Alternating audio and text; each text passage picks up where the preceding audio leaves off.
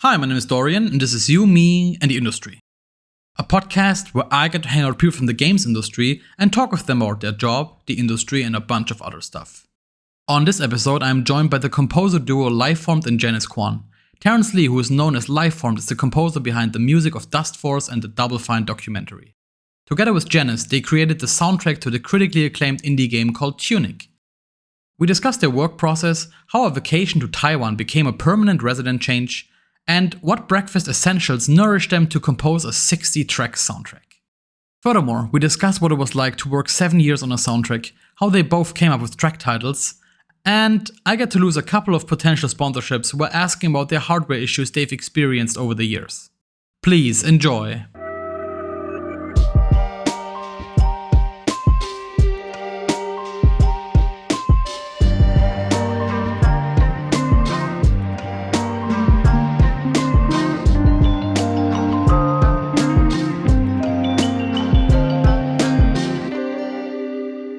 Everyone, and welcome to the show. With me today is Lifeformed and Janice Kwan. Terrence Lee, who goes by Lifeformed, is the talented composer behind video games such as Dust Force and the Double Fine documentary. Together with Janice, they recently released songs on their EP called Umbra, and recently also composed the soundtrack together of the game Tunic. Tunic you already heard from Felix Kramer, and I was already back then craving for more soundtracks by Lifeformed. I was really desperate. So finally we were blessed by Janice and Terrence for the 60-track strong soundtrack. And yeah, Janice is also the talented singer behind many of the vocal tracks they released together. And so, Terrence, Janice, welcome to the show. Thanks for having us. Yeah, thank you. How are you doing? Well, We're doing good. Pretty good, yeah. It's we had a long day already because it's evening here in Taiwan, but we're doing well. Yeah, and from what I can tell from the interviews and the research I did on you, it wasn't really supposed to be that way, that you were still living in Taiwan. It was just like a short time you wanted to spend there, right? Yes. Yeah, we were originally just coming here for fun, just to visit my parents. But that happened to be in January 2020, and then, as we all know, like, the pandemic happened, and so we got stranded here, essentially. And we decided we might as well just live here because it's kind of a good place to be during the pandemic in Taiwan. Everything worked out pretty well here. But we didn't expect that. We just we're still here. Yeah. Yeah. Yeah, so interesting how these things happened. And from what I can tell based on my family, they told me that Taiwan was very strict on the whole regulation, and I think was very efficient in their handling of the pandemic. Yeah. It was funny because my parents were like, oh, like they thought it was going to hit here hard because it's right by China, and so they were a little scared, and so they flew to where we live in America, in Cincinnati, and you're like, we're gonna go to America where it's gonna be safe, and then we're like, okay, we're gonna stay here, and then they're fine, but it was just really funny. Yeah, it was a rough year for all of America. I mean, that wasn't funny. It was funny that they ran off to America to be safe from COVID. Back then, no one really knew how it was going to play out, and I guess we got lucky. Exactly. Yeah, exactly. Yeah, and what we usually do here at the show is we kick off the show with a guest topic, and before the episode started, you said to me that you were. Wanted to talk about the convenience store experience in Taiwan, and from what I can tell is that sort of the Asian countries, especially Japan and maybe also Taiwan to a certain extent, they have a very vastly different experience than we here have in the West to convenience stores. Almost like, I think some Japanese people in Japan told me that sort of the food is really awesome in the convenience stores, and then they can basically do laundry there, and you can pay your gas bill or your electricity bill over there. So it's like really an sort of like not even convenience store. It's like an everything store. Yeah. You can do pretty much everything. We pick up all our packages there. You could even use it to send mail or packages too. Yeah, we've been buying a lot of stuff online, and the way people set things up here is all the convenience stores you can you can pick up stuff, have them mailed to your nearest convenience store. And there's always going to be like 3 or 4 around you. And it's super fast because they already have their own logistics network where they're like constantly restocking every day. Oh, wow. And so if you just drop off your shipment at your convenience store, they can bring it to the closest one of the other person. Yeah. And so it's really fast. Yeah. And the food's quite good, like surprisingly. It's so good. When we first got here, it was like we didn't... I think usually when we travel, we kind of want to spread out the places where we eat. So we're never eating at the same place twice. When we thought we were just here for a short term. But we breakfast there every single day. And we tried to like come up with the best breakfast combinations that we could imagine, you know, eating there every single day. And yeah, we get like... Back then they have Odin there, like the boiled... I don't know how to describe it. It's like a big vat of boiled vegetables and fish balls, and you just like get a cup and you pick them out, and they're really... Oh, right, yeah. I think they have that in China as well. They have like a sort of like a pot, and then you have like little segregated areas where you can sort of pick things up in a cup, and then there's like some liquid, it's like some broth. Yeah, right. Get that, and the onigiri, the rice balls, and their tea eggs. Their tea eggs are a thing here in Taiwan, and they just cook the eggs in tea and like soy sauce for a really long time. And every time you walk into one, you smell into a convenience store. That's what the convenience stores smell like. They smell like tea eggs. Yeah. So good. Yeah. The other day I got a masamam curry. No, Janice got a masamam curry. I got a Japanese cheese tonkatsu curry. And they're really good. I mean, you just microwave them, but they're like made fresh that day, and they're pretty high quality, very tasty. Okay. And really cheap.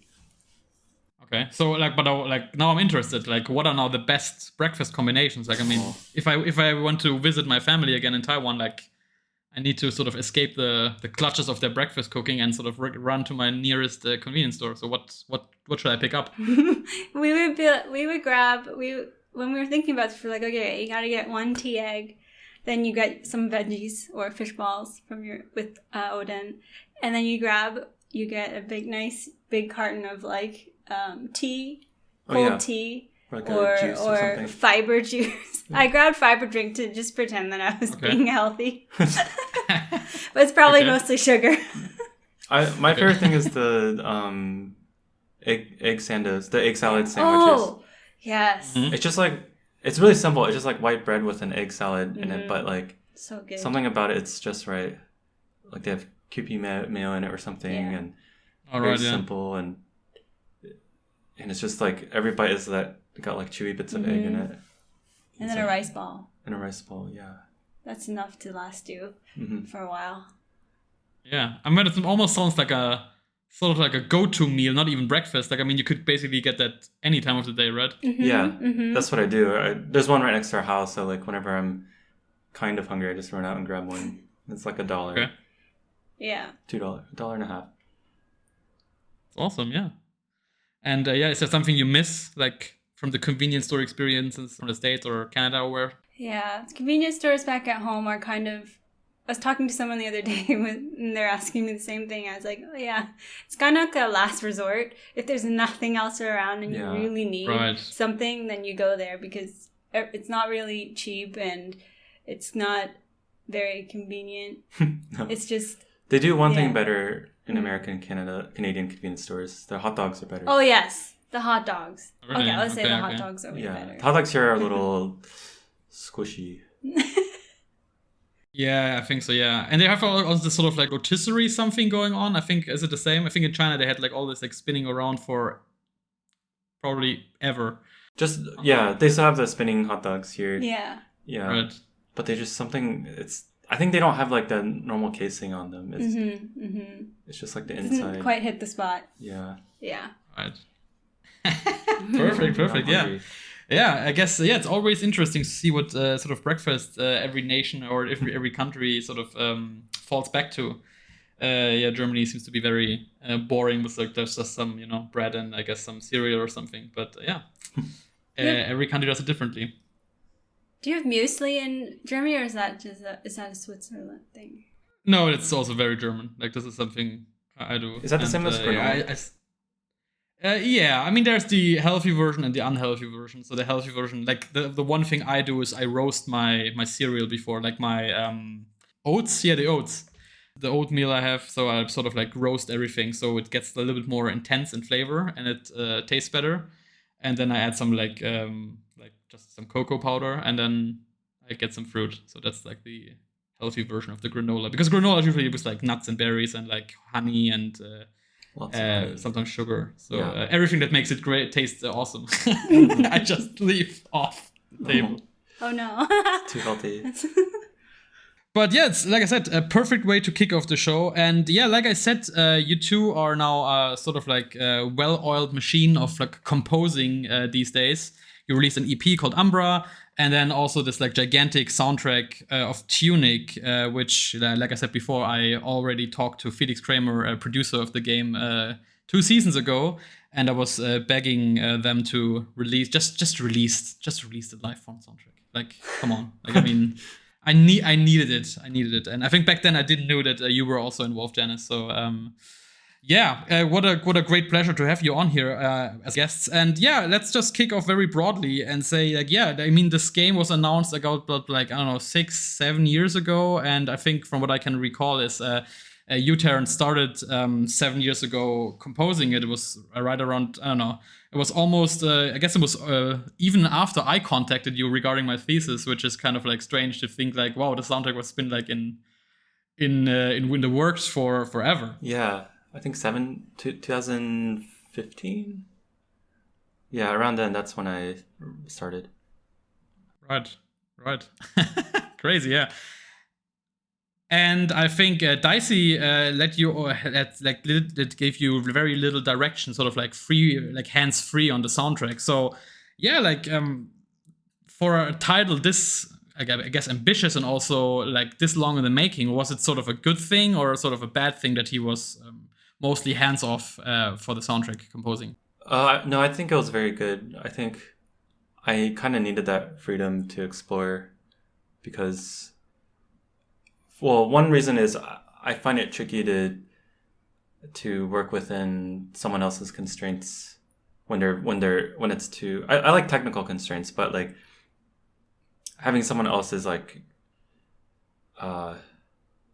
constraints on what they want is tricky for me because the way I work is a little not very efficient and not very guided. I just kind of like explore and hope something interesting happens. So it's really hard to like make something very specific. Like if someone says make music for angry music for a cave, then it'll take me forever because I just make something until it sounds good, but then it doesn't sound like it fits that, and so I'll put it aside for a different area. But it was good having that freedom and having that time. Like I was busy with other stuff during that time, so it was good to just like slowly ease my way into the project and get a feel for what Andrew's vision was and not feel any rush with that. So that was good. I like that. Yeah, and can you tell me, like, maybe talk me through some of the like process of coming up with a song for like the game, where you were like, okay, I think from what I can recall, you said like you're trying to be as not spoiled as possible, and I think, Janice, you were completely hands off the product and the game, so you were just like based on what Terrence tells you and gives you of sort of hints for what the game is looking like and how the game plays. But like what was the process of like creating an entire song? Like, is it just like I don't know? Is it just like pressing some buttons and you have a sort of feeling, or do you write some adjectives down, or is there like a sort of notebook you're using? Adjectives help. Yeah, definitely. I did press a lot of buttons. Yes, a lot of buttons were pressed. Yeah, at the same time. Well, it kind of changed throughout the whole 7 years. Janice joined about halfway through, and before that, I was doing my old method, which was very inefficient. It was basically press buttons until I just like kept pressing. I just played around my keyboard for either hours or days, sometimes weeks, until something interesting sounding happened, and then I would be like, oh, that's interesting, I'll explore that further, and then I'll like add a beat to it, or it was just like I was kind of discovering the track on its. It didn't feel like I was creating it, I was just like discovering it and trying to find the clues of where it was interesting and pull those threads, and I would end up somewhere completely different than I intended, but with enough like. It was good that I had 7 years to do that, because then I just kept doing that, and then eventually I'd end up with like one song every like 3 months. But that was good early on because it gave me the time to like figure out what the overall style was going to be. But then once Janice joined, like things were a lot more efficient. Then you had 2 people pressing buttons. Yeah. And Yeah. She has a lot more experience with like actually composing like something. Like maybe we could break down as like my strength was like coming up with like the vibe and like the production of it, the textures and stuff. And Janice is really good at composition, and so she was like able to really get an actual like melody and structure to everything down pretty fast and intentionally. Yeah, I have a little bit more. I would say experience is just that in the past, the things that I've worked on just had like, I leaned towards doing a bit more arrangement and composition that had more traditional pieces and instruments. So I kind of just threw that into the pile to help speed things along. Yeah, and that was pretty important because even though I could like make a bunch of random songs and then eventually I would, put them somewhere and figure out where they would best fit. Eventually, as the game got closer to the end, like there's less and less room for these random songs to be fit into the game. We needed to have particular things figured out. So it was really good that Janice was able to do that, because then she could get something started, and then I could like run with that a little bit and experiment. Yeah. And then hand it back to her, and we kind of go back and forth with it. Yeah, I think we were really lucky there, because sometimes I think individually I can really get stuck on something, and it just, for my own stuff, it'll be like, oh, there's a concept and it doesn't go anywhere. But if you have the chance to hand that off to somebody, and then they could take it to the next step. And that's kind of where Tunic is, where we got to do that with each other, was, we'd each work on a concept, and then we'd switch, and we would be able to both take a rest from what we were working on and then look at something new. And while the other person would be able to help kind of take that to the next step and polish it more. So it's just kind of passing the baton. Yeah, I don't think we could have finished it without each other. Yeah, that's awesome. And sort of, was there ever a sort of situation where you were both like, okay, I get it. Mountain music. You go ahead and start, and I do something, and then you sort of come back with your thoughts and your sort of like little beeps and boops you already had prepared? Or was there ever was it always like a sort of like fluid sequence of like, okay, I try this and then hand it over to Janice and vice versa? Or was it ever like I really stump, you have to figure something out and I have to figure something out, and then you're discussing like, oh, that's interesting, you went this way instead of this way or something? I think there's a bit of all of it. Yeah. Because before this, we hadn't really established, a way of working yet. Like, we did learn a lot about working together through it. So, and we just kind of went in and did whatever came to us. So there was definitely, a lot of different methods applied. Yeah. Yeah, there were, near the end, we'd have like a big list of all the remaining tracks, and we kind of kind of categorize them by like, these are like the dark sounding tracks, and these are the like upbeat tracks. And so we did have a bit of like, so we had like a rough idea of like, we could still kind of explore and then like figure out like, oh, is it like a dark or upbeat thing, and then put it in that pile. And so we still had, even at the end, we still had a little bit of room to kind of play around a bit.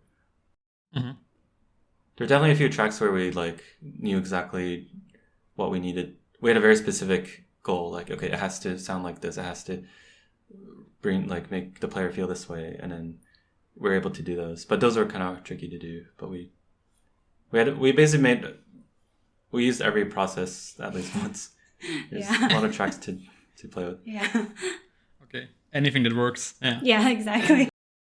Yeah. And speaking of rooms, so what was it like where you're sitting in the same room? I'm not quite sure of your living situation, but each of you had like separate rooms for recording, or was it always like, yes, we're sitting next to each other? We weren't in this room, but this is kind of our This is kind setup. of a setup. I don't know if you can see it, but We had I can see it, yeah. We had two. Our computers were side by side. We had our little keyboard here that we got. and the keyboard would be between us. Yeah, so we had like a desk. Oh wow. Two desks facing the wall, and then like in between us would be a keyboard, and we kind of Okay. there'd be like one person focusing on playing on the keyboard, and then we had it on wheels so we could like flip the keyboard around and someone else could play on it. We only had one wow. set of monitors, so that we could. Yeah. So we didn't have like. We would use headphones, obviously. Yeah, headphones for most of it. Yeah, but we did work side by Wow. side just to keep the. So- Mostly for us, it's really efficient that we can just kind of wheel over and hear very quickly what the other person is working on. Sometimes we'd work at the same computer together. Like we'd kind of work on the same track at the same time and listen to it, and then be like, "This, we need to change this and this." Oh wow. Okay. But a lot of it was very experiment. Like we were kind of learning as we went of what worked for us. Mm-hmm. Part of the challenge was trying to figure out whose song is it, who's taking ownership of this Right. particular track or something. Who's like the lead, right? Like the lead Yeah. of the song composing. Because that ideally, we'd all be like working on everything equally, but sometimes like I might feel more invested in a specific thing that I make, or Janice will be more invested in something she makes, and we don't want to like neutralize everything and make everything like equal. Like if I feel really strongly about something, like then it's good if I like kind of like dictate what goes on in that track a little bit, and vice versa. And so we're kind of learning like not just how to be like how to really carry our own vision forward, but like how to let go and let each other take control when they feel strongly about it. Yeah, that was really helpful, I think, coming across that when we finally got to that point, because there's definitely, I think, a track in there or so where it took us, where we learned that, if you really care strongly about this, then we really should go with how you feel. Because there were some tracks that were a bit neutralized after like our production of it together, and we realized that it was because we tried to be very, very diplomatic. Like yes, too many compromises, right? Exactly, yeah. But after that it was very, very much smoother to be like, okay, this one, this is we could say that, and like this one I feel I'd like it to be this way, and stay that direction. Yeah, once we learned to let go of that, then it went a lot smoother. Yeah. Okay. Yeah, and sort of like talking about the process, so was there like any like sort of like, are there really like warm-ups for musicians? Like, is there anything like, okay, first I need to really play badly on the piano for 10 minutes, then Janice, it's your turn, it's your 10 minutes, and then we can sort of start the real grown-up stuff? Or is it just like, well, we just start now, like, let's get going? I feel like, the whole process of it is because there's so much experimentation. Like, we would very rarely sit down for the very first time you opened a new project, sit down, turn the piano on, that we would come up with something that we would keep. That there was already so much, like, it's the warm-up, or so to speak, is kind of built into the process. Yeah, the playing badly part is the first. It's not the first 10 minutes. It's like the first like 2 hours. Yeah. Okay. The first 10 tracks ideas you come up with are like, well, I guess I'm not using that. Yeah, we got to get all the bad ideas out of the way. Yeah. Right. Yeah.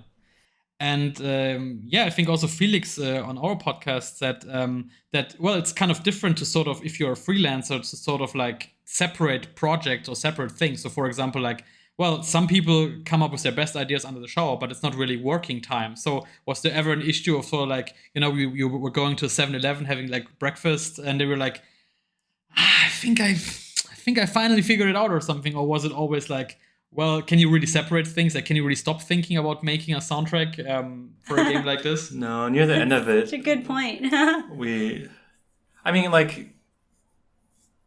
Near the last few months was like, I think last 3 or 4 months, we were like, it was a very intense, 200% committed to the thing. So like, that was like all we were thinking about for as soon as we wake up, and as soon as like 16 hours a day, like all we were doing was working on it. And so if we're getting food, we're just like running across the street to the 7-Eleven, grabbing something. Just wolf it down. Yeah. Have like a moment where actually no, you would, I learned that you have a habit of, you would actually turn off work while you ate.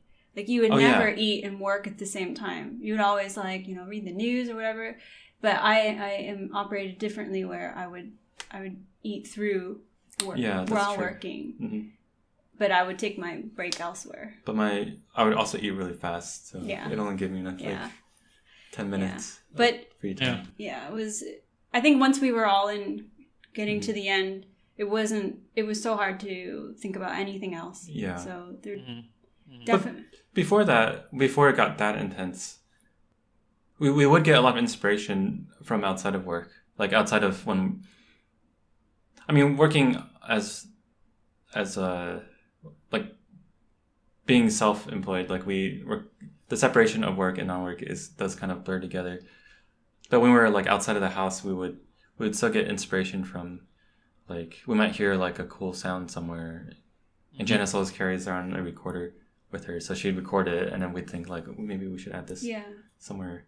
Yeah. And we'd run home and like play around with the sound. Yeah. We kind of have been learning over the years that just like what you said is, it's hard to separate, and we do spend a lot of our time, and a lot of our decisions are made in our everyday life to think about, okay, what will best help us to, like, I don't want to say work better, but like what will keep that inspiration like healthy. So just how do we fill our free time if we have free time, and what are we doing with it? And I feel like we're naturally just chasing, we're either chasing that rest or the adventure or the inspiration for the sake of keeping our inspiration and our creativity at a healthy dose. Yeah.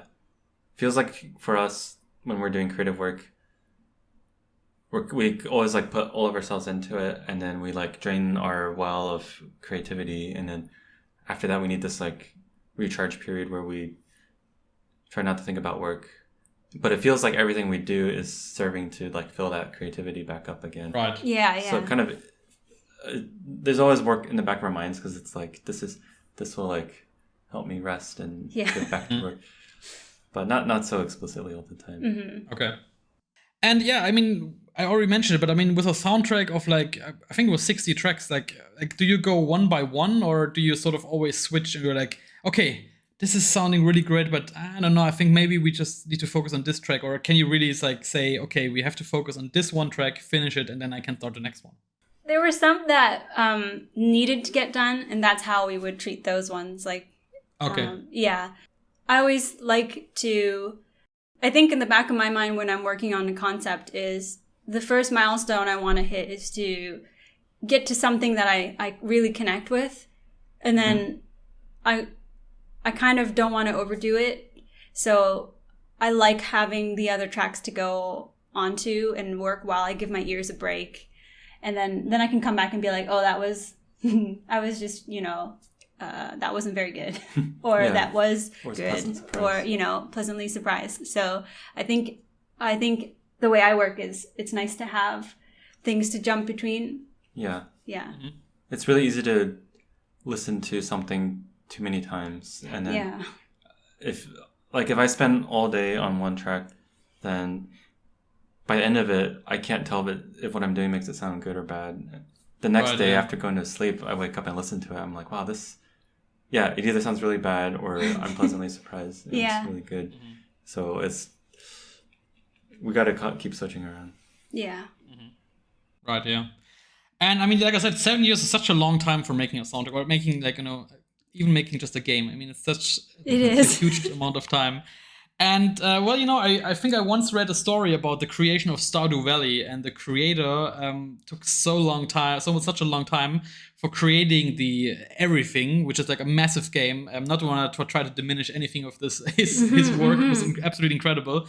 But what I read is like he got so good at pixel art that like he redrew the character or the portraits, I think 6 or 7 times, because every time he sort of created them once and finished them, he sort of like worked on everything else and got better at pixel art. Then he looked back at the portraits again and were like, well, now they look kind of garbage. Like, I mean, because everything else looks great, but now they look garbage. And so he did them like 3 or 4 or 5 times, like countless of times, where I think like, man, this is like, it's like a kind of devil's circle. Like, it's really crazy that it never stops. Mm-hmm. So like I said, was it ever the case for you where like, okay, so for example, like you, Terrence, started with the first couple of tracks, the first 3.5 years, just casually 3.5 years. And then Janice joined, and you're just like, well, now we have a sort of process going on and everything worked really well. But sort of now the thing you added, Janice, sort of is lacking in the tracks before. So did you sometimes go back and redid the tracks and then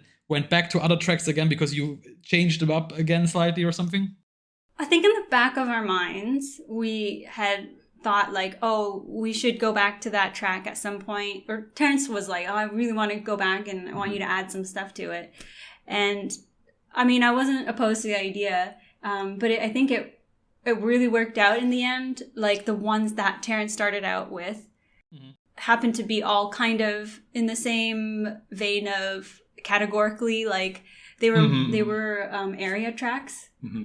And we approached area tracks a little differently than we approached some of the more narrative event tracks. Yeah. Mm-hmm. And I think so we just kind of tried to have, I think all in all, the whole spectrum made enough sense when we finished it with the instruments. I don't think we actually went back and... Yeah, I wanted to... Yeah. That was always on my mind. But then... at one point I made an attempt to... Oh, you did? But then... it just didn't feel right because like I've been listening to that track, some of these tracks for 7 years that like any change sounded wrong. Yeah. And right. I decided I should just trust myself. Back then, I thought it was good. And and I don't have a problem with it. It just felt like I should change it for the sake of changing it. Because there was definitely an evolution of the tracks over the 7 years. Like they did change. But near the end, I was like, the change isn't a bad thing. Like there's a wide range of tones and styles in the game, and so there's room for everything. Yeah. In fact, some of the earliest tracks we ended up liking a lot, like the temple track, Color Confinement. Yeah. That was like one of the first tracks. There were a lot of tracks that you had kind of written down and you forgot about, and you hadn't actually even they weren't even in the game. Committed to putting them in the game. But when we were looking through the list and I was going through your old library again, and I was like, this is perfect for this. These old unused tracks. And it really just fit that whole, what you made a good point. Like Tunic has such such a diversity in what's happening in it, and the colors and the feels and the textures, that it just lends itself to having a diverse library of sound. Yeah, we found a place for all of them. Yeah. But I definitely get that feeling. Like I think it's probably less of a problem in music because like, well, no, I could see it. When I was working on when I do programming, I definitely feel that. I'm like, okay, I've made this whole thing. Now I need to go back and rewrite the whole thing because now I know. I know what I'm supposed to do. Because near the beginning, you have no idea what you're doing. You're just exploring. So that is a real phenomenon.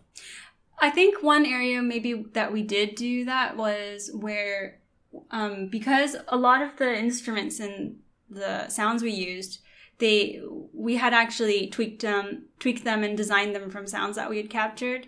So it was very rare that we would just like take a single instrument's plugin and use it as is. Sure.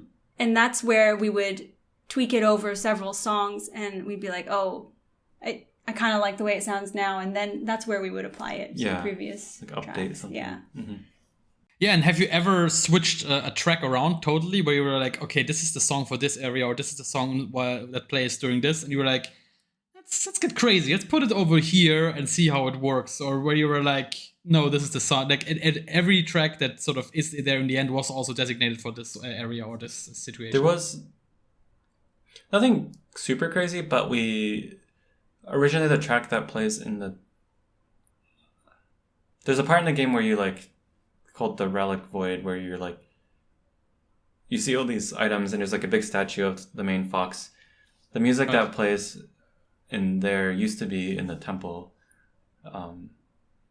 And yeah, because I think it fit a little better, but that's not that crazy. That's just like, okay, we had to rearrange a couple of things. That was before we kind of opened up the track that's in the temple now, and we were like, oh yeah, this exists, and it sounds yeah. And that's when we moved things around there. Was you had just forgotten about that track completely. Yeah. We're like, oh, where do we put this track? And we felt like it was strongest in the temple, but then we already had a temple track, so we moved it to the relic void. There's a track in a room that I don't know if I can talk about, but it happened to be, I don't know how much spoilery stuff that. Oh no, that's okay. It's not okay. Like okay. Yeah, are you talking about the trophy room? Oh yeah, that's okay. Yeah, there's a track that ended up being the very first track that I sent to Terrence about. It wasn't even for Tunic. It was like he just sent me. This was a long time ago before I started working on it. And he sent me. He said, "Oh yeah, I've been working on this project called Tunic, and I found this chord that might be cool." And he just wrote it out, but in letters, like G, A, B, C. And I just wanted to hear what it sounded like, so I just played it out and ended up like adding more and more stuff to it. And I was like, oh, what do you think about this thing? But like you can have it or whatever. I don't. And then we just forgot about file it for like 5 years. 5 years later, we were like, oh, that works. Then, the final month of Tunic, that was like one of the last tracks we had to do. We're like, oh, we need something for this area, and then we remembered that, and it fit perfectly. Yeah. Yeah, and on all those 7 years, were you ever worried that the game might never come out? I wasn't worried the game wouldn't come out, because a few years into it, Andrew was working with Finji as the publisher, and that made me pretty confident, because that I felt like it was in good hands with them, that they would make sure it got done. I wasn't worried that it wouldn't come out. I was just worried that it would just be such a long project that it would be. It just felt like at that point in my life, it felt like nothing I work on would ever come out, because all my other projects then also were like very long projects, and so it had already been like. But by the time Tunic came out, it'd be like 10 years. Like the only thing I did before that I actually released was Dust Force, and Immerse after that. That was fun. In terms of like non-music stuff, it was just Dust Force, and so in the back of my mind, I had this like feeling of like I just forgot what it felt like to like finish a big project. So by the time it did happen, it felt good. I mean, if I can ever help, you can always send me the files. Like, I mean, if it really helps you, feel better that somebody's listening to them, I would be, I could dedicate some time, just here and there, a couple of minutes, if you want, but.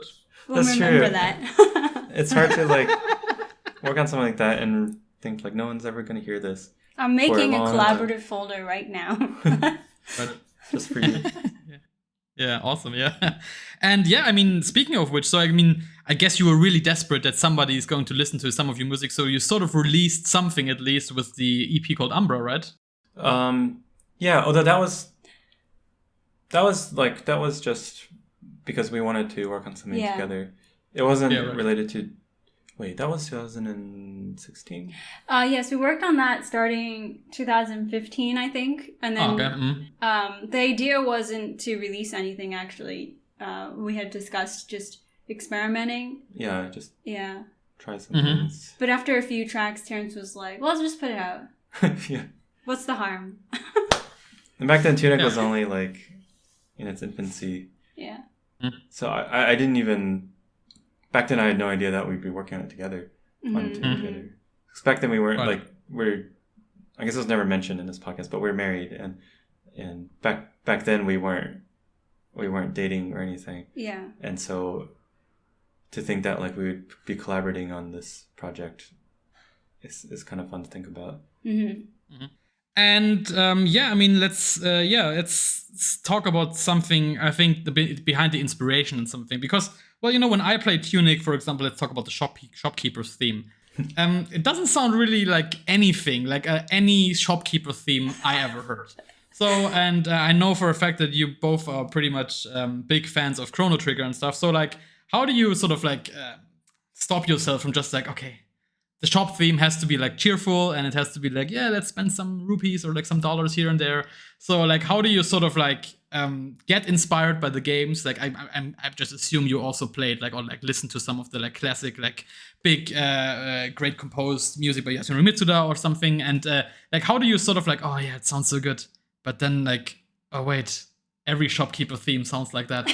But how do I sort of, or how do we come up with something like that's not that, but can still work? Like, was there like a real effort put into sort of like, yes, we can't go in this direction. I know it works. It's great. But we want to go in some sort of different direction. That one was all Janice. With that one specifically, I won't deny that I wanted to do, sort of the classic shopkeeper sound. Right. Like I just love standing in shops and listening to the music. They're so fun. There's like a sort of like standing in the elevator and listening to elevator music. They have that type of music here in Taiwan. Yeah. Like some of the grocery stores, it plays like it kind of sounds like a old RPG shopkeeper. Music. Right. Yeah. Yeah, it makes me buy more things. Yeah. But I think with that one specifically, and I guess this speaks to it on a sort of larger scale, is that after Terrence told me kind of what is the backstory of the shopkeeper, and what does it look like in the map, what does it look like in the game, and what does that mean, that it was specifically chosen. And how like where it would be, why it would look like that, and how it's designed. And it just felt, I think the story that he told me, I don't even know if it's in the game, but I just really connected with it on a different, like, as like this can't be just any, fun, like classic shopkeeper. Like this shopkeeper is a little bit different. And I think I just went with the sounds that made me feel like, it went along with his story and could tell that story even if that story never made it into the game. Yeah, there's like a little bit of sadness to it, but also not... It's not like too sad, like it's kind of mischievous. Yeah. And that was the one with... You used some cat samples. I did use some cat samples in that. Right, yeah. I used some samples of... cats and that we found here in Taiwan. Yeah, mixed in with some other voices to soften it out, but yeah. Right. Just on the larger scale, it's there have been lots of tracks where a lot of games have similar environments, right? You have your dungeons, you have your foresty areas, and I think it is very easy to be like, okay, well, this is the way a forest is supposed to sound like, but that's more like, that's the way a forest sounds like because that's how it sounded like when you played it. Right. So I think for us, the challenge was in recognizing that the inspiration does not mean it wouldn't prescribe necessarily what would go into what we ended up making. Mm-hmm. Okay. Yeah. We purposely tried not to listen to too much music while making ours because it's easy to let other things subconsciously influence the direction. Right. But at some point we just decided like we don't need to worry about. We need to, as long as we make it our own, then it's okay if we're influenced by something. It's not a bad thing. Mm-hmm. Yeah, and you just mentioned the cats you recorded in the streets of Taiwan, and I guess sort of the environment has a great impact on you. So, like, yeah, how much did the Corner Club of Taiwan impacted the soundtrack in the end? Quite a bit. Like we weren't expecting to be here long term, and it definitely made an impact on how the soundtrack ended up being because. Like the way we work, I was talking earlier about like how we like use up our well of creativity and we kind of feel a little bit drained and we need to refill it just by doing everyday things and like going out and seeing new things. And there's so much like novelty in Taiwan. Having grown up in North America, like there's so many different things that we got inspiration from. I think part of it is like growing up in Chinese households, but in America or in Canada, like we have like, to us, like the feeling of being Chinese or Asian feels like a family home thing. And then when we go out in the everyday life, that's like the non-Chinese world. That's America and Canada. Okay.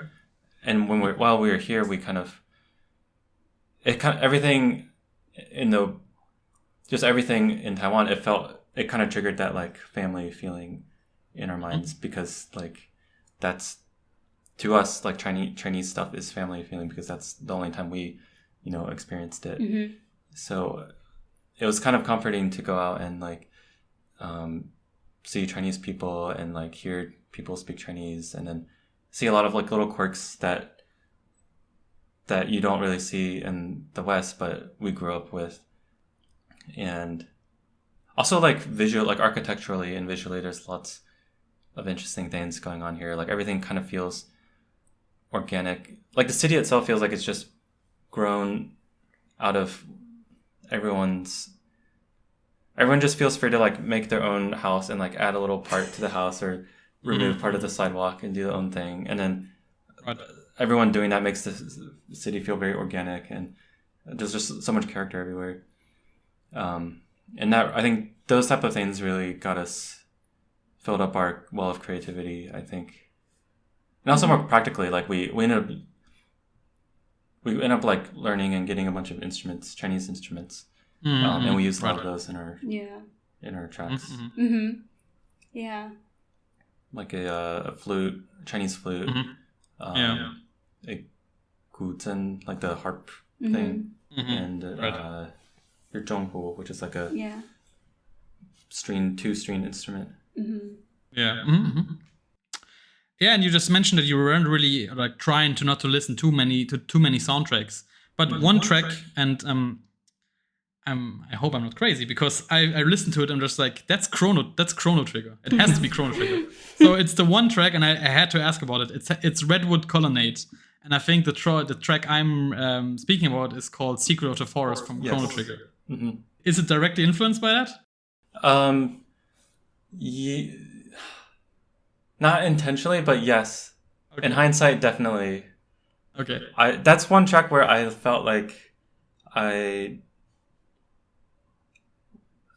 before I made that track, I was learning how to play Secret of the Forest on the piano because that's my favorite track from game music, and so I was learning to play this arrangement of it on the piano, and I really liked the track, and so like once I was playing it so much, like the muscle memory of the chords are all in my hands or in my mind. Like back then I didn't intend it to be like this is an homage to Secret of the Forest, but looking back, snuck in there. It's Yeah, like even It's a subconsciously. natural evolution of you learning to play it on the Yeah. piano. Yeah, so I think some of the chords worked its way in there.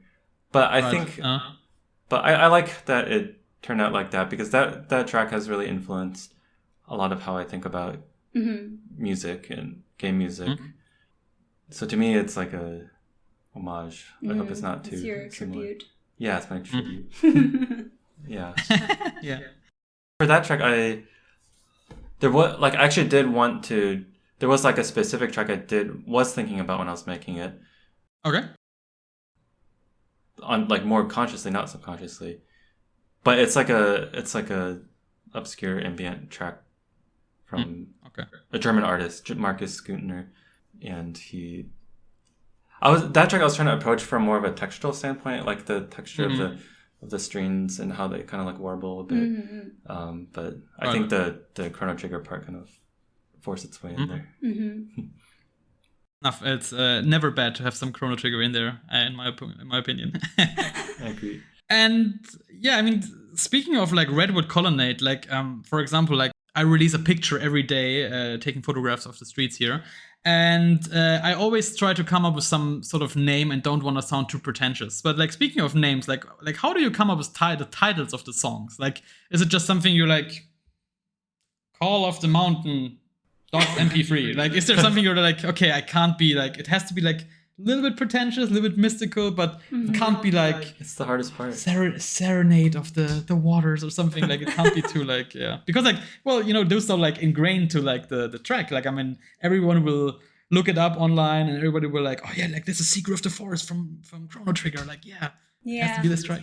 That's the hardest part. That's hard. That we definitely named everything just at the end, probably. Yeah, except for the ones Redwood Colonnade you already released. A few of them I did early. Yeah.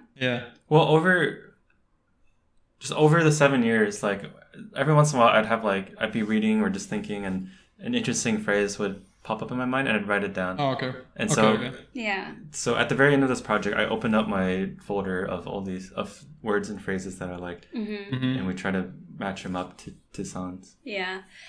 Okay. I think kind of it's not a formula, because like I'm not consciously thinking about it, but what I end up doing in my mind is I have like two opposing things, like a lot of the track names, like gosh, I can't think of any now. They're kind of like puns or like two unexpected things coming together. Yeah.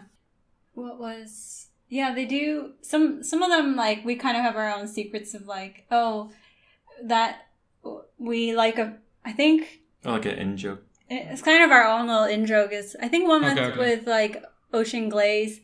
I was trying to look up what actually is an atoll, because it's the theme for the atoll, and I actually didn't know and looked it up, and it's like the first thing I saw in the description was like it's the shape of a donut, and back in Canada, you know, for Tim Hortons we have the old-fashioned glaze, so for a long time I just wanted to name that track something to do with old-fashioned glaze.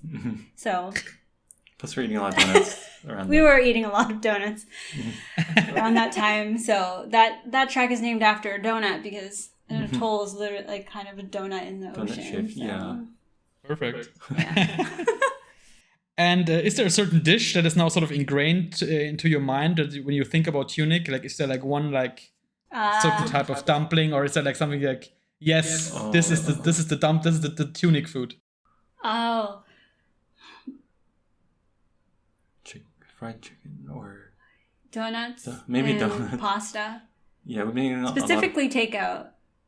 Food delivery. Specifically food delivery. To the point where afterwards I was like, I do not want to look at that food delivery menu ever again. Yeah. They all look the same to me. Yeah, we always, near the end we get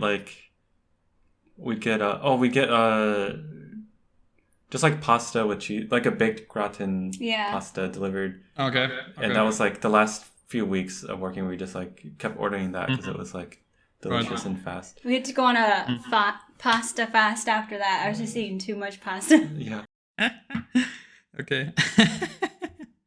And like maybe a question specific for Terrence here. 6 years ago when I first interviewed you, you sort of said, let me look it up. yeah, you said like being original is important to you, but you're still finding your own voice, and you think you don't really have reached your goals with that yet. So now we're like 7 years later, or like maybe 8 years later, and also Janice is also now joined there. So did she really help you with incorporating, or like sort of like finding your own voice? Did you really find it now by then, or is it still like, well, I'm just still like the Dust Force composer, and I still like just press buttons until it works? Yeah, I think it's not so much that I found my, like, I'm not there yet. Like, but I see where I want to be. Like, Okay. I think about the music I want to make. Like, if I wasn't making for games, what would I make for myself? And there's this, I kind of know what that sounds like in my mind now, and I'm excited to pursue that. Before, I just only had this vague idea of like, I want to do something like a bit more like sample based with more texture, like focus on the production of things. But over those 7 years, I've through the Tunic soundtrack specifically, I've like, now I know what that means to like what that sounds like, and I like the direction it's going. But I still see like places I want to explore. Like, I think I want to explore more like rhythmic things. So I think I have matured in that sense. Like, I see how I just see the path now, like, instead of it being this like foggy thing. But I guess it'll be a lifelong process, because as soon as you get close to the goal, now you see like there's more things out there. Right. That's always the case. It's never ending. And I think what I think this is one of the topics I sort of always come back to, especially with people who are like who don't have many deadlines, or like for example in this case it's 7 years. It's not as harsh of a deadline, because like in a recent interview I had with Alexandria Neonaki, we're talking about like, okay, when is something truly done? Like, I mean, because in this digital day and age, because back in the day, I mean, if you had to carve out a table, it sort of had like it was just like if the constraints were the wood. But now in the digital day and age, you can like you said before, Terrence, you're like, yeah, I could basically work on for this track. Like, I could spend an entire day on there, and then I would listen to it next day, and it sounds like garbage or it sounds great. Like, but how do you think, like, I guess that's done. Like, I mean, it feels done, but not quite sure. I mean, I could still work, or like you said before with Janice, you're like, yeah, I really wanted Janice could add some, some sounds here and there. But then you said like, I guess these are done. Like, how do you really determine like, no, this is done, or I might still need a couple of days, months, years on this one? It's a good question. Yeah, for me, there's like this threshold of a song where, as long as I get past that, then I'm happy to wrap it up. And that, for me, that threshold is like when there's a part, when a song has a part where makes me feel excited. Like, how sometimes when you listen to music, there'll be a part in the music that you like, I guess the hook, like the part that you feel really good about. Right. It's kind of catchy. Not necessarily catchy, it's just something that to you is like the essence of the song and has the personality of the song. And when I make music, that's my main goal, is trying to find that for every track. And if I get to that, then the rest of that is kind of, I just make that front and center, and then like fill out the rest of the track. It kind of falls into place quickly after that. And there's always so much polish. I can always keep polishing it, but like as long as I have that and like build out the rest of it after that, then I feel like it's good enough for me. Yeah, it's like there is a point of, for lack of a better word, diminishing returns. Yeah, where you could spend an infinite amount of time on a track, but you've already gotten, the essence of it. And in a project like this, you have to finish. You can't do that for all 60 tracks. So I think when you first started, you did have a little bit more freedom to do that with. That's why the tracks were like 5 minutes long. Yeah, and they took like a month to make at the beginning of the project. Right. But near the end, we were making tracks in like a couple of days. Yeah. Mm-hmm. And did you ever feel like, well, like why did we make it 60? Like, I mean, couldn't we just do it in 30? Like, I mean, was there ever like, Jesus, what are we thinking? Like, why? Like, some soundtracks have like 12 tracks on there. Like, why the heck? I are we just going accepted. 60? They basically just, Andrew was just like, we need a track for this part, this part, this part. I'm like, okay, we'll add it to our list, and It's just getting longer. The closer we kept getting the deadline, the list just kept getting longer. We just conveniently did them all. Right. Yeah, it was okay. It worked out. Yeah. Okay. Yeah. And maybe close off this like sort of this sec area here. I was like, you were talking about like taking a month for a track and sort of like maybe even crunching to a certain extent on like sort of like draining your inspiration and everything. Like, yeah, but how do you stop yourself from doing that? I mean, you said like, okay, right up until the end, you were really like crunching day and night basically for these last tracks. But I mean, like you just said, like a month for one track. Like, how do you, or did you learn how to stop yourself from doing that in the future, or like did Janice help you with that? Janice did help me with that. You can't. You have to move on. Right. When it's so early on, when there's no feeling of a deadline, then right. When there's no pressure, it's easy to just work on it forever. I think it's just the feeling of pressure and obligation that like really forces me to finish up. And I think working with Janice really helped with that because she's a bit more efficient with making music than I am. And so just being able to switch off with her and like the process goes much faster when we do that because she can like get something started, like a concept, and then I'll add on to it. Mm-hmm. And then pretty soon we kind of know where it's going to end. Mm-hmm. When I'm doing by myself, I'm just like, I don't even want to call it even started unless like I ended up finding something really, really interesting. Yeah. But when we work together, we find an interesting thing pretty quickly. Mm-hmm. Also, when you're working alone, and I do this with my own stuff, is you just get stuck in your own head. Yeah. Right. When you're working, and it's like, yeah, I can show you my stuff, but it's like when we're working together on something, then we all both feel that pressure to be like, okay, well, we do have to decide. We both feel like we can make a decision, as opposed to, you know, if I'm working on my own things, and unless you're never going to tell me like, oh, I think you should stop. I think you're good. But since it's our thing together, I can be like, you know, I can pick out where your doubts are not really founded on anything, and you can move on, and you do the same for me. So it's like, I think that's just the plus side of having extra person owning the same part. Yeah, like sometimes I'll just be playing a bunch of stuff, and then you'll hear me playing, and you'll be like, oh, that sounds cool, and then that gives me a bit more confidence. Then I feel like, oh, you're right, because I might think that is cool, but in the back of my mind I'm thinking, but it's not cool enough. Like I need to make something that'll impress Janice as soon as I play it, and so it helps me realize like I've already done something that I could go with. Plus, like with the perfectionist side in all of us, we like when I'm working alone, I don't want to show anyone what I've done unless I'm like really proud of it and it's like all done. But now that while collaborating on Tunic, I learned to let go of that, and we can hear each other's work in progress, and so we kind of know how to see the potential in something before it's fully polished. Yeah. And also at the start of the project, you're still discovering what the game is going to sound musically. Whereas, you know, when you're halfway through the tracks, we kind of have an idea of at least what would fit in together with the ensemble. So, so you're not doing as much digging and excavating. Yeah, the finishing half of the track goes a lot faster later in the project. Mm-hmm. Oh, that's interesting, because usually I think isn't there sort of like the Pareto principle that says like it takes like 80% of the effort to do 20% of the last finishing touches on something. Like sounds like the opposite for you, right?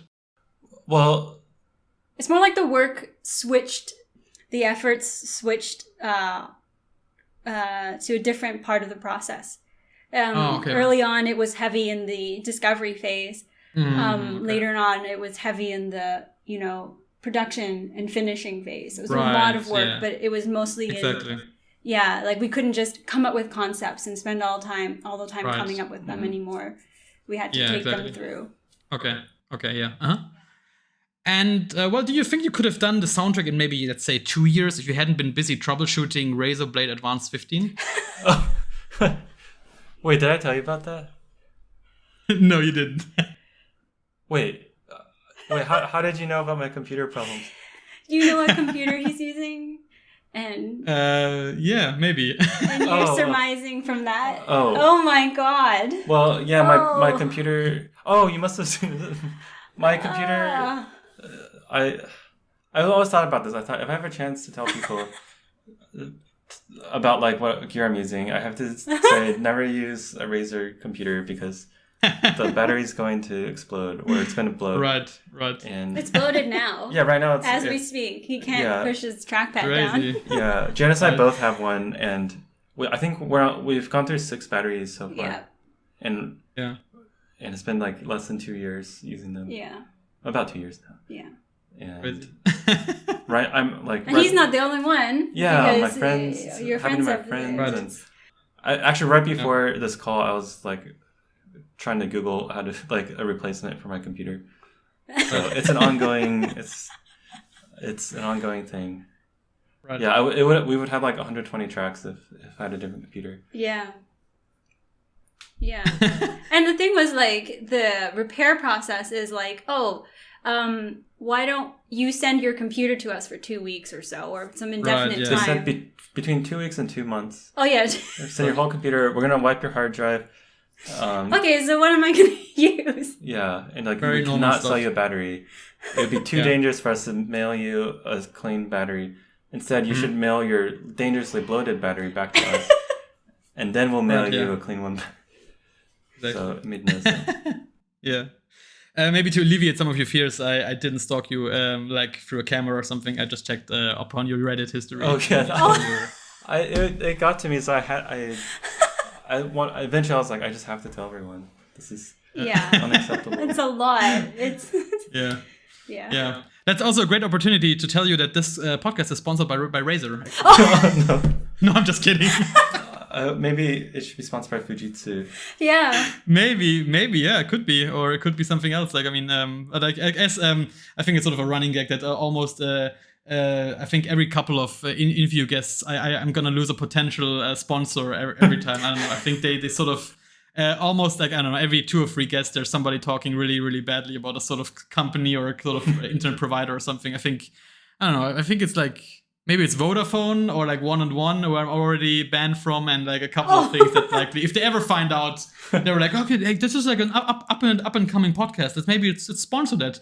Okay, let's just listen to this random episode where he talks shit, like one of the guests talks shit about our product for 10 minutes. So it's fine, it's just a tiny company like Razer. It's not totally permanently off my sponsorship list, but that's how much I care about you too. Like I will sacrifice it gladly.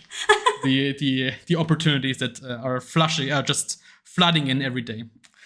And sorry. Because now for every sponsored gone, their competitors now have an incentive. Oh yes, right, exactly. Yeah. Okay, so if Logitech, if you're listening, I'm easy. Like you can send me some donuts. You can send me some dumplings, some fried chicken, like the things you just heard. We can maybe if ever in the future I can sort of like just like talk about like this great Logitech mouse I'm just using right now. Yeah, I used a Logitech mouse to work on Tunic. Yeah. We all love it. We didn't have any problems. We love it. Oh, by the way, my keyboard broke during our crunch time, and I had to get a keyboard because I was like really I needed to keep working, but it was like 10 p.m., 11 p.m. I don't know. So I went to 7-Eleven. I used to bring it back to 7-Eleven. And I was like, I know they have a keyboard there. They have to because they sell everything. And sure enough, they had one keyboard. It was the Logitech, the little wireless one. And then that one brought me through to the end of Tunic after that. Coming in clutch, like this is how the real story is coming up here. Yeah. So maybe I will send the episode later to Logitech headquarters and then they will send me a nice $1 million check. Very likely. Yeah, good product from a And, good convenience store. Yeah. if I ever get that $1 million paycheck, I will send you a couple of products. Oh, thank you. Good. No problem. You earned it. You earned it. And I have a couple of questions left. Something specific for Janice. So, for example, like I think I know from your collaboration with Gardner on the track. On the track Fine, you learned a lot about mixing, and as a person who really has no knowledge about mixing and sort of the intricacy of like how mixing is conducted and how you're doing things. So like what can you tell me about like what you learned during the process? I learned that you can definitely overdo things. Really? Okay. Yes. And I think a lot before that track and up to that track, I was still kind of stuck on, because I wasn't very comfortable with a lot of the technical aspects of mixing. Mm-hmm. I would follow a lot of kind of suggestions and advice and rules of like, oh, when you're mixing this, it should sound like this. It should look like this on your monitors. And I think one big lesson I learned from that track was to kind of, as long as you have had a good, refresh of your ears and also how you feel about it, when I listened to it, if I really connected with it, then I knew that it was in a good place, and I could learn to trust my ears a little bit more, because a lot of mixing, it is very technical, but it's all technical to support sort of a creative direction, which really, really depends heavily on your ears and how you're feeling about a mix. And I think that was one big lesson, was learning that connection between, it wasn't just a technical thing that I would never be able to do because I don't understand all the meters and whatnot. But knowing that, okay, is a choice I go with. And yeah, it's still a creative process at the end of the day, not just a technical one. Yeah. And that's still something that every time I sit down to write, like, because if we were like a band, like a rock band or, a sing-songwriter, mixing, you can become a bit removed from the mixing process, because you go into studio, you get recorded, and then have an engineer help you with all that. But I think since we do a lot of our own producing, and anybody who does a lot of their own producing, you already get your hands right into the mixing process. Not quite as much as the people who do mixing day in and day out, but then they're kind of mixing for very, very specific, like, tracks often. Whereas if you're producing something, mixing is a part of the process. Yeah. Yeah. And speaking about something else, like, could you explain to me what writing more instinctual means? I think you described your work on The Birth and Life of Stars as being more instinctual than something you did before. Yes. With that one, I think I wanted to practice. I had, for a while before that, I've been thinking about practicing writing while watching certain visuals and how they impacted me. But I felt like, okay, I listened to this podcast with the composer who did the soundtrack for Brokeback Mountain, Gustavo Santaolalla. I'm pretty sure I'm saying it really wrong. But he talked about how he wrote to script instead of to screen. And with that one, I felt like, okay, the words that my friend had written, I kind of sat with them for a while and went with, okay, how does that make me feel, instead of, writing to fit a certain image. And going on with that, I think over the years since that, I've wanted to explore writing more instinctually since then. And so last year I worked on an EP, and with that one, that was the main focus. With that one was like, I didn't want to sit down and write because I wanted to write something. I wanted to experiment. I didn't want to write anything. I felt like I was in a place where I couldn't write anything anymore, and I didn't want to write, like, for myself. And so I felt like what if I looked at it as coming from a place of need? So if I sat down and I felt like when I was little, I would sit down at the piano and I would just play it because I felt like I needed it. I felt like I had some sort of it just gave me some relief. And so I tried to look at writing the same way with that. And that was kind of along the same trajectory of working more instinctually, instead of sitting down and having the idea to write a track, but just kind of journaling on the program and stuff. Yeah. Awesome. Yeah. And I think, one final question and one small remark for Terrence. I guess the final question goes to you. And first of all, thanks for ruining any music that I could read for gaming related stuff. So every time there's a new game development book, for example, like, I don't know, by Jason Schreier or something else that's related to game development, I always have now to put on the soundtrack of the documentary for Double Fine, because it's so ingrained to me with like, this is what game development sounds like. Yeah, this is the game development soundtrack. Like, it's not even just a documentary soundtrack, it's just like game development.tm. It's like just like, like the trademark is already in there, so I can't listen to anything else. So thanks for ruining that. And I guess you were remixing some of your own tracks. Like, what was the process like? Where you're like, I always felt like, I could take in this direction or that direction, and it's just something you wanted to sometimes do over with, like, I don't know, something from Tunic or something of your other music that you would do, like remixes of your own music? You mean in the future? Going back and thinking about my music. Actually, while making the Tunic soundtrack, I already started thinking, like, while making it, I felt like there's a certain direction I wanted to take it, but it wouldn't really fit in the game. And I thought, like, maybe in the future I could go back and... Well, specifically, I wanted to make it more... I was listening to a lot of, like, tech house and deep house and, like, really rhythmic things that were, like, really repetitive but, like, entrancing in a way.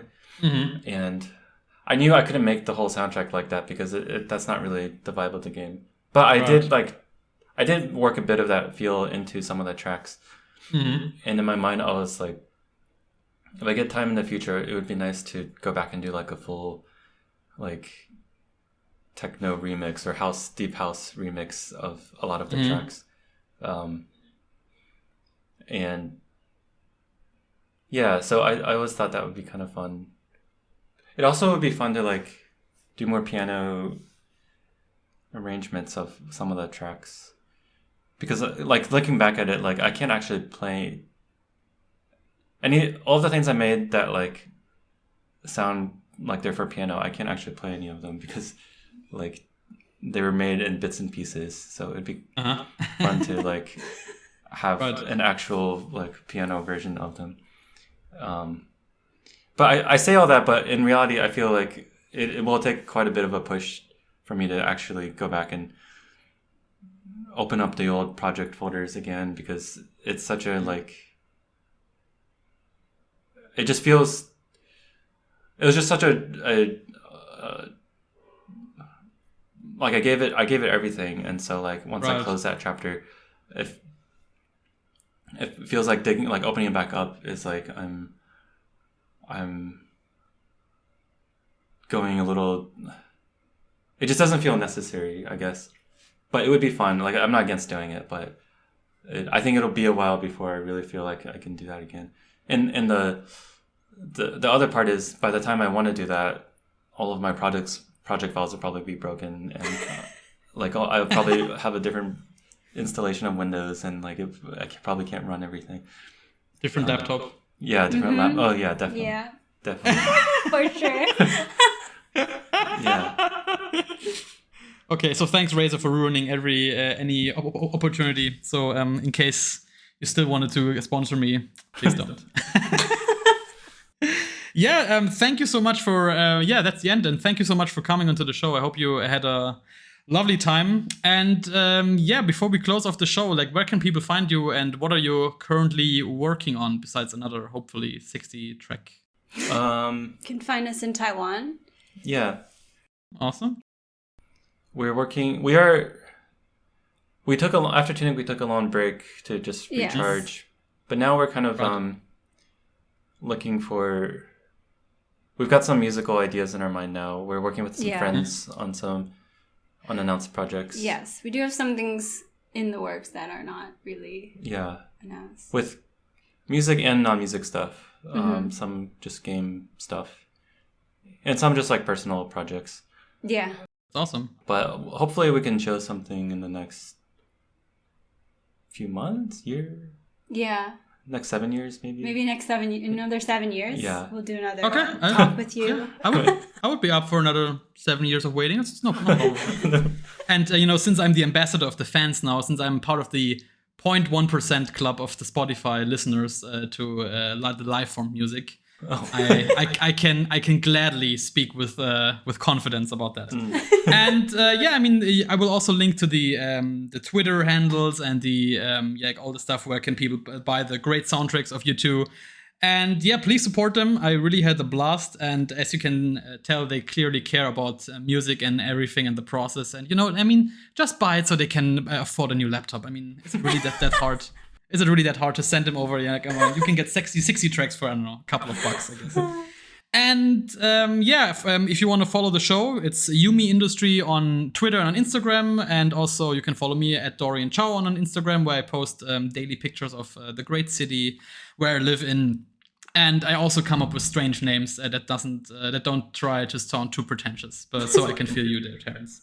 And for the ending of the podcast, I have one final question, and I thought it would be interesting to, you sort of got to know me in a sense through the interview, like the way I articulate myself, the way I move my head and my funky hands and stuff. So, if you had to connect this podcast with a track, maybe from Tunic, maybe from Dust Forest, like if you had to put like a sort of like a track at the end, or like a sort of like this is the song that fits best the podcast or the way I handle it, what would it be? Some reason when you said that, the first time popped in my mind was music from Dust Force, but I feel like I'm supposed to say something from Tunic. You can say both. It's our sponsors allow it. Oh, okay. The thing with Tunic is a lot of the music's kind of dark and like really Ocean Glaze. Oh yeah, Because Ocean. you're very upbeat. Yeah. And I feel like talking to you is like talking to your roommate the first thing in the morning. You're both eating cereal. We're having a And you like donut. slowly wake up, and then finally you're like, you have some laughs and you're ready to go about your day. Okay, perfect. Maybe I will incorporate it at the end here. And yeah, like I said, thanks so much. And give them a follow, give them your money. And yeah, listen, see you, hear you in the next episode. Take care, everyone. Bye. Thank you. Goodbye.